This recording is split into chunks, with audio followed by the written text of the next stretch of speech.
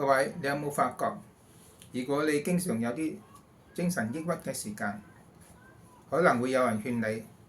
你唔好咁煩惱啦，唔好咁抑鬱啦，要開心啲啦。但係點解你就成日都冇法子消除呢啲煩惱，消除呢啲抑壓，你就係開心唔上嚟呢？因為咧，呢個唔係一個理智上嘅問題，你係需要有一種嘅精神嘅技術去消除呢啲煩惱，消除呢啲抑鬱啊，令到你個人係放鬆咗落嚟。當你學咗超覺靜坐技術嘅時間，你要發覺咧，你嘅抑鬱係消除咗啦，你嘅人係輕鬆咗啦，你頭腦係變得更加清晰啦，日子係唔同咗啦，